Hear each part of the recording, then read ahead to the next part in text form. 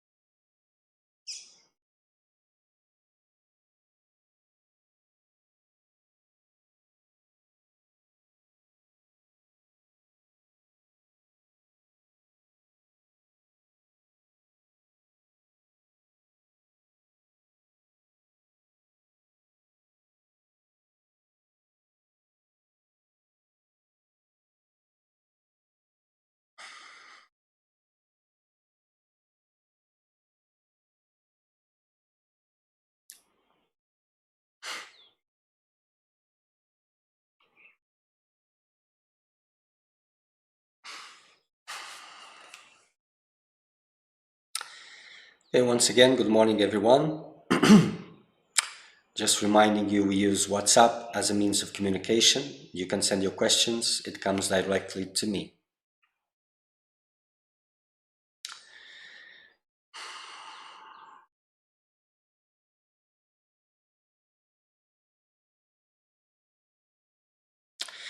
So let's look at this sentence. I'm going to give you a sentence for you to write in the big paper and put on a wall that you can see all the time.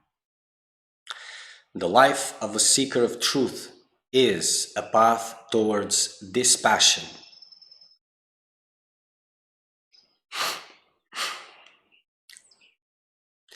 If you're seeking liberation, if liberation is your goal and liberation alone, not liberation to become Superman, super crazy, famous or whatever, if it is liberation only,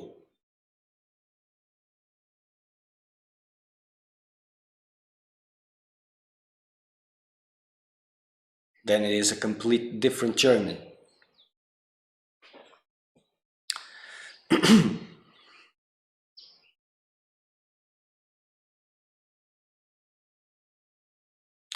As long as you get entertained by what is here, by this body-mind complex and its surroundings, there's no transcendence, no enlightenment, no awakening.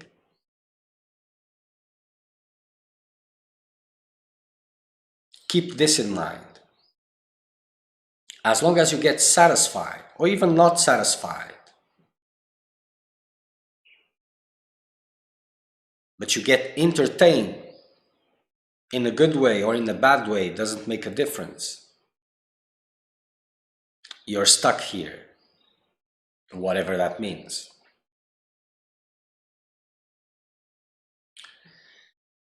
So for the one who is not trying to improve the dream, for the one who is seeking liberation, not a better dream, it is a path towards dispassion. So the experience of the world becomes a tool for liberation in itself as you detach more and more from it. So the life of a seeker of truth is a retreat. Everybody understands what retreat is. Maybe not everybody, but some do. But the concept, people want to do a retreat, a meditation retreat. They get out from where they are and they go to a place where meditation is practiced, where everything is dedicated to that, because it is easier, less distractions, because your world is not there. Your world of attachments, of expectations. You always take a little bit with you, of course, but it takes more time to get there. So you have this idea that going to that place, to be silent, it will be better to intensify your practices. It is obvious. And as it is over, you go back to the same. This is where intelligence has to start working, to understand the underlying messages of it. So like meditation, you close your eyes, you abstract from your sense impressions, and you concentrate on the technique. Voila! And this is a big message in itself. As you are abstracting, you're abstracting from everything that you like and everything that you dislike in the concept, of course.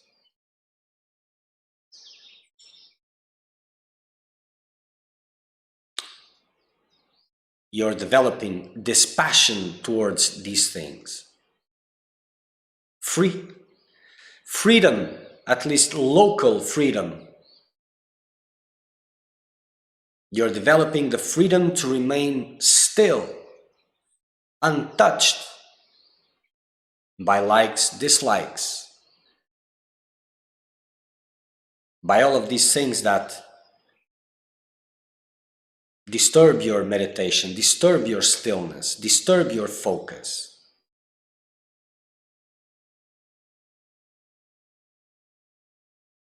So this is a clear message of the direction, of the path, of the seeker of truth.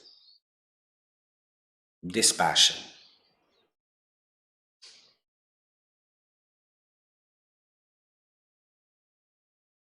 There are specific rules and regulations for retreats, meditation retreats, serious ones. Strict rules. And they are there for a reason. And even the practice of meditation in itself, it is supposed to develop an attitude towards the world. Towards the world, not only in the surroundings of this body-mind complex, but at its source. And that is in your intimate space of perception. Because this is where the world originates for you. This attitude of dispassion. So if you want to intensify your spiritual practices, you have to bring this to the game. You're trying to silence the mind. So there are many, many aspects which are important. Food is one. Food is all.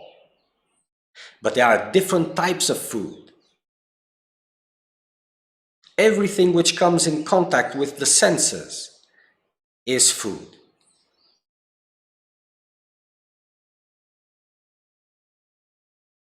Or even with the mind directly. And I say directly because there's a distinction. But everything you come in contact is food. All impressions and the attitude towards them makes a big difference. So what you eat through your mouth will help you to deepen your meditation or will make it more difficult. What you see. You can always take this by when you're really trying to meditate, what sort of thoughts come into the mind? If you have just a conversation, random one, it will come into your mind because it has made an impression there. So all these things make impressions. It's like a little monkey dancing there for you to pay attention.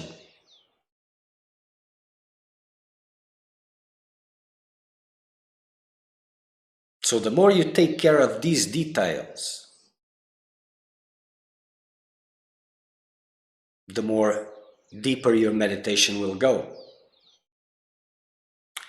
And meditation is just an artificial way to bring about what is natural, to develop the attitude towards the world, towards the body-mind complex and that which surrounds it. Then this attitude with time becomes 24/7.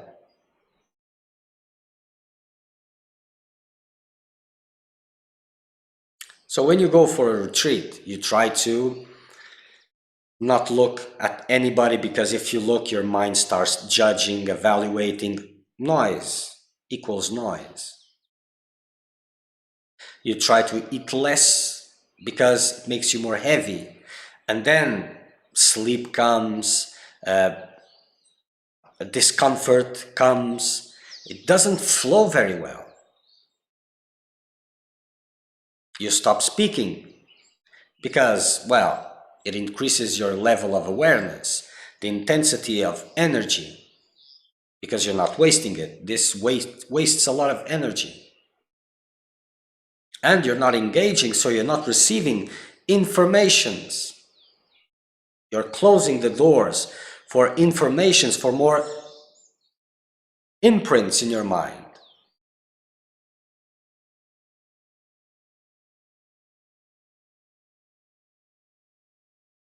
You're not making any eye contacts. But even what you see, even if by accident, you will see the effect it has. Because your mind will want desperately to entertain itself with something, just to keep the movement going. The noise and the importance given, the passion for life.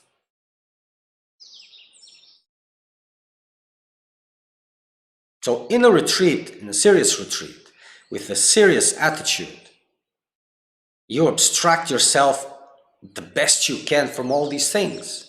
And the more you abstract, the more you see that you're going more within. It starts to become more perceivable. Something is growing and taking you more inwards. Because all these sense impressions, they become like a net that doesn't let you go more within.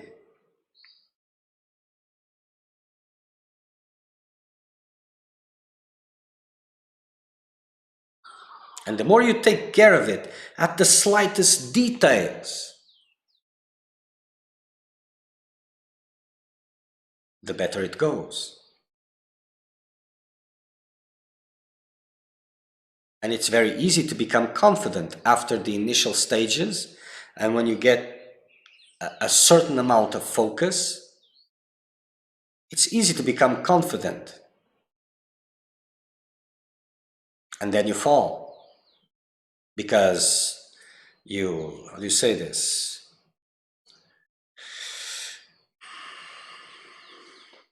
Because you become more careless.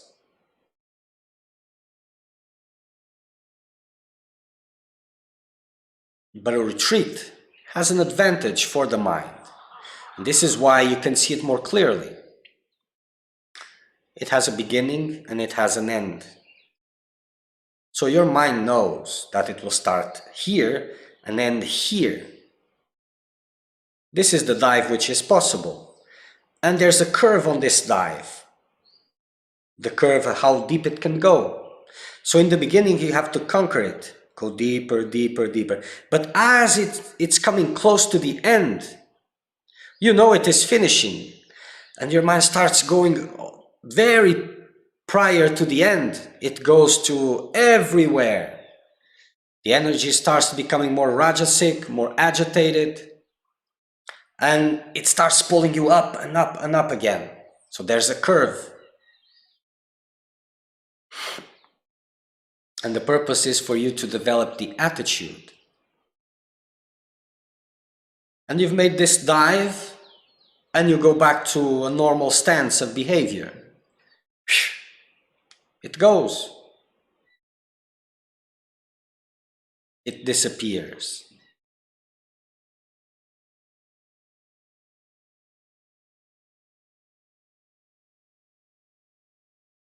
So what you call normal life is an opportunity for you to be distracted, impressed by all these impressions, phenomenon, or an opportunity for you to disengage, to create dispassion. You have your likes and dislikes. You're always being exposed to both of them. And usually people tend to develop this attitude towards the dislikes, which is good, trying to accept them, trying to gain some distance from these emotions and all of this. Good. But they tend to embrace their likes, what they love, what they consider precious. And their mind goes, wow. When things are bad, it's like, ah, good, ah. It's the same. It's the same mistake. As long as you keep one of them, you keep both of them, you're still impressed. You're still giving it value.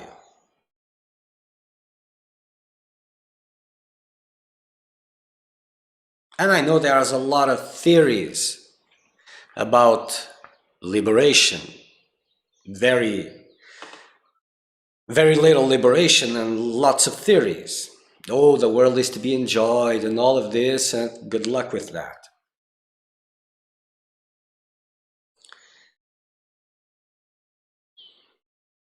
The magnificence of the source of what you call creation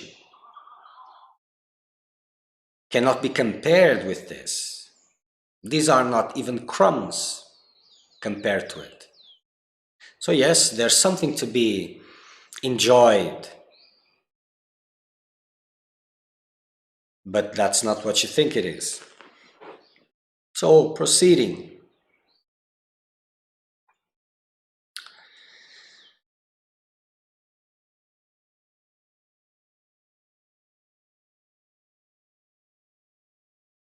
The more you focus, the more it becomes visible, the impact that sense impressions have on your mind, on your meditation, on your ability to focus. How deep can you go?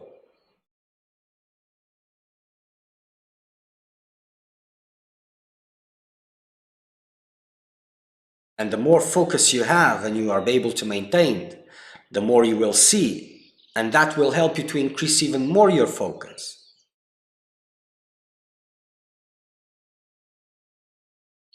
The more distractions, well,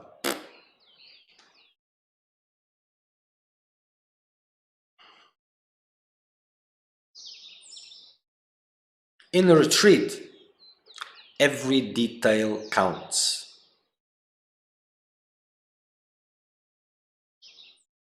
Every detail counts.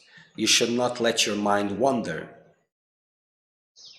articulate over whatever it is, get into arguments, judgments, and all of that.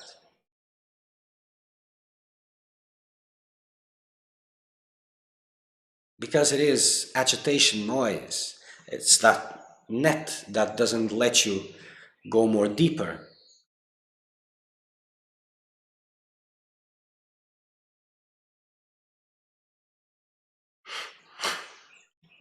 And life of the seeker of truth is a retreat. He is retreating from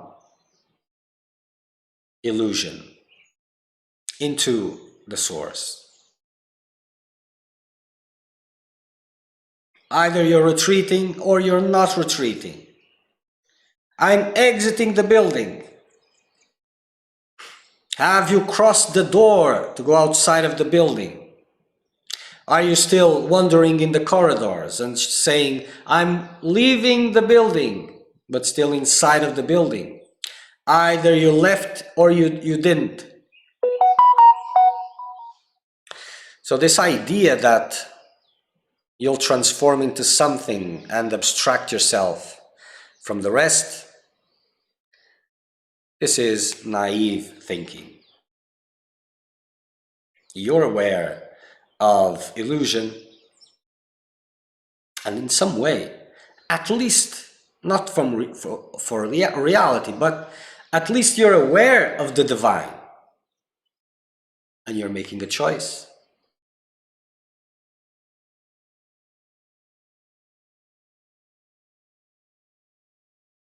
Those who want both get none. Those who want none, well, that you have to find out.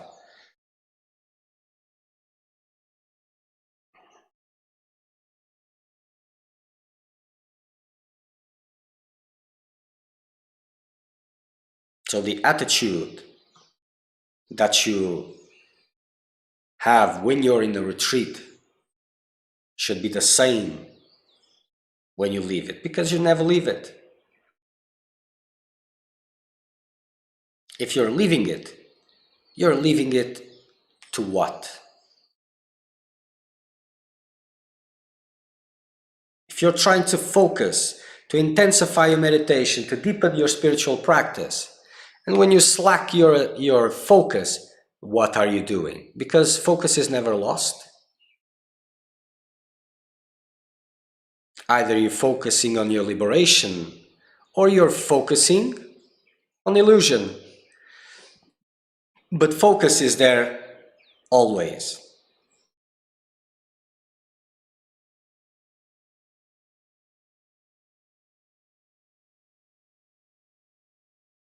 If you believe in some way that there's something to be done apart from liberation, well, it will take time. At least first you will have to dissolve this belief.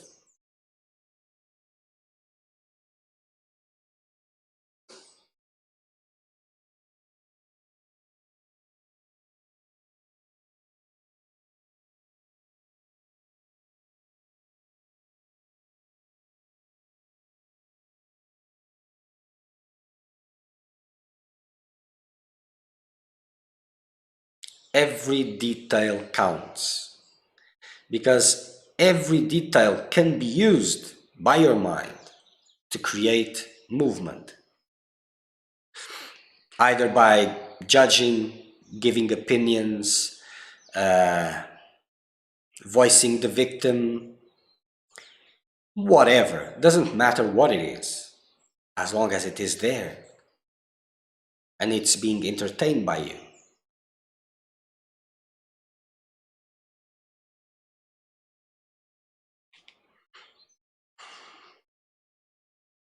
And the more you focus, the more you understand the challenges that are there to maintain that focus and how easily it can be lost. So you will look at situations in a different way, as opportunities to abstract, to replace passion for dispassion.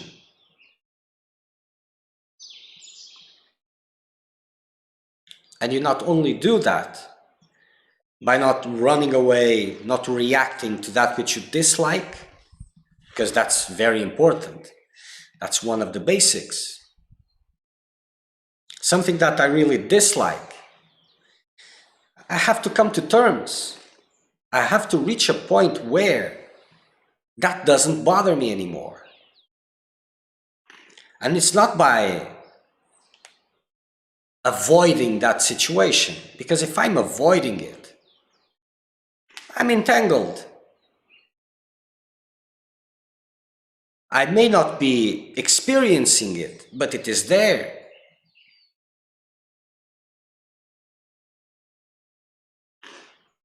So I must reach a point where I can be exposed to that which I dislike, and that doesn't create any disturbance, any impressions.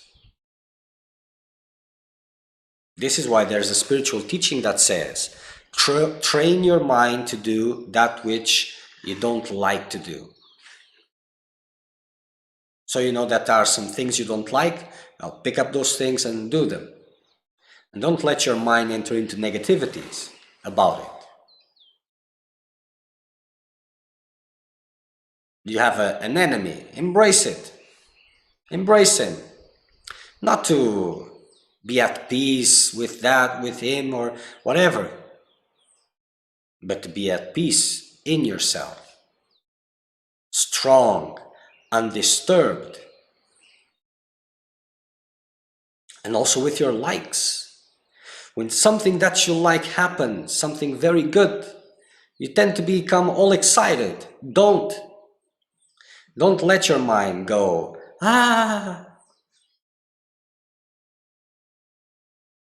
Create some distance from that.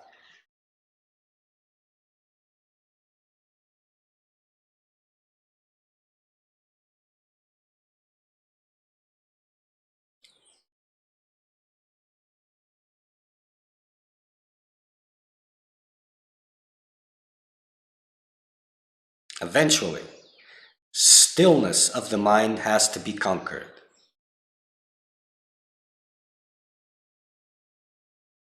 And for this, all details count. Whatever you're doing, when you're aware, it counts. So the attitude of someone who is in a retreat, even when you go for a retreat, there's a lot of things you need to learn to improve your level of concentration and focus.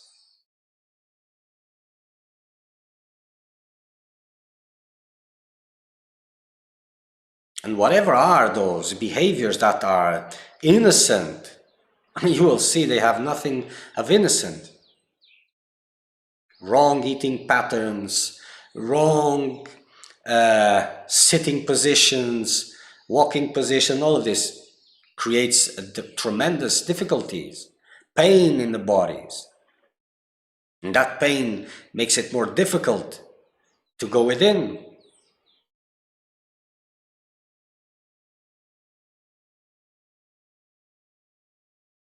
If the sleeping pattern is not okay, then you'll have difficulties with sleep. Absence of it, too much of it.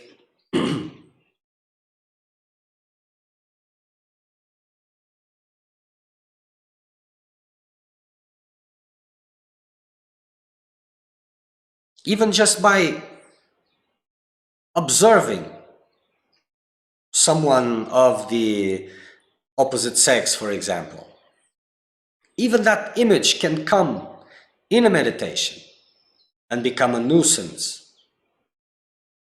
And it was just a look, innocent look.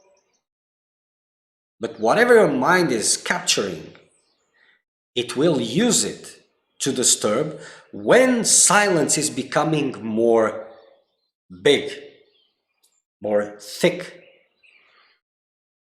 It will use what has stored there.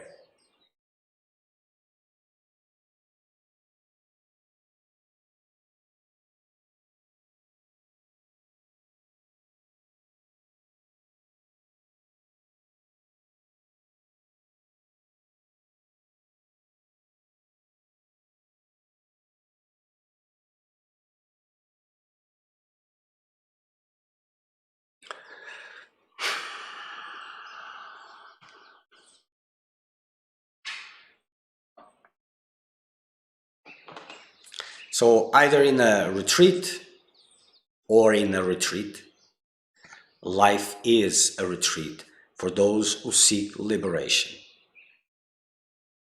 And it's not about, sometimes it is about abstracting from being exposed. But even in a retreat, you cannot abstract from being exposed to things that you will not like, because your mind will seek these things. Or the conditions or the place, I'm not liking it, or the food, or the people are not staying still, or someone is making noise, or is doing this, or is doing that. In a retreat, these things will jump intensely. And people tend to wander towards it and become involved in all that agitation. Especially because they are purging anger and all those things. So they need this. Also, they need it to counter the retreat because, well, there's a part of you that wants liberation and silence and all of this, but there's another part that really doesn't want it.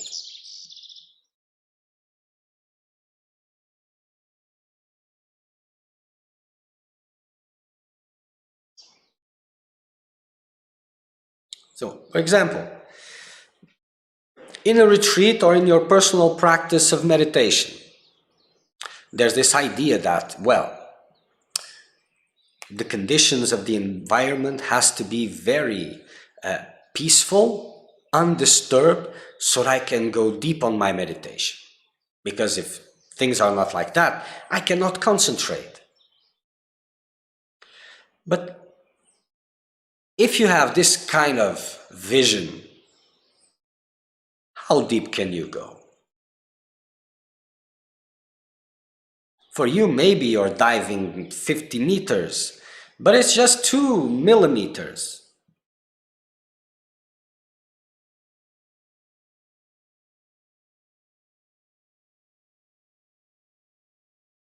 So in a retreat, people want to control the environment, others around. They want to open up windows if it's hot, or close them if it's cold. You have to learn to accept the conditions and work them in your favor. And that is to create this passion about them. You accept your conditions as God's gift for you to work on what you need to work. In what you call your life, same attitude. Aspiring for better conditions is good, but that doesn't mean rejecting the present ones, because aspiring for these better conditions will depend on your better condition. Because what you consider to be best, you wouldn't be able to endure in it.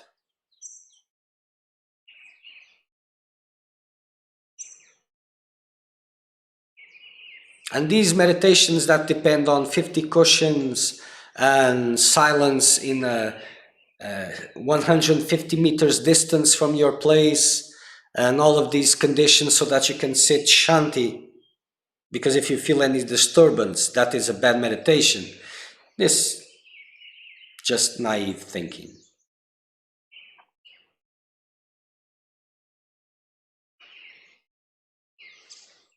Life is a process of liberation. What makes the difference is your level of perception. Meditation gives you the vision, the strength, the clarity to go above, to transcend, but it doesn't force you.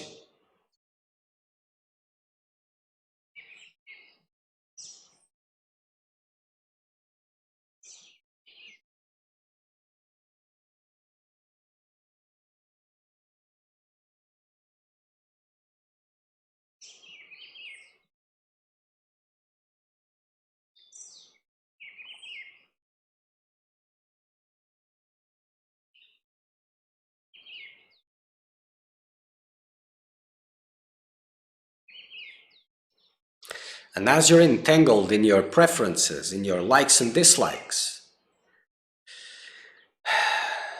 clarity will not be available. You have to use your intelligence to understand where the teachings and the discipline are pointing and what does it mean exactly. And align yourself more and more with that. Then you'll see the fruits.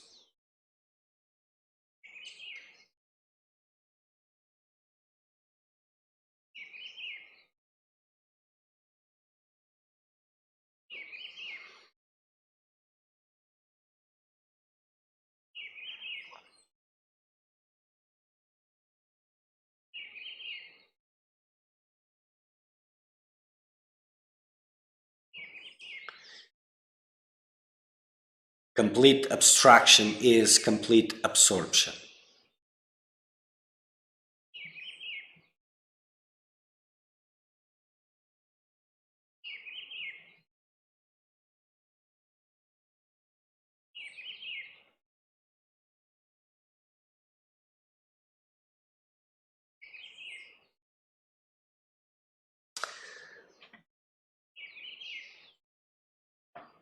Okay. So for today, that's it. Next satsang will be Saturday, 9:30 in the morning, Brazilian time, UTC -3.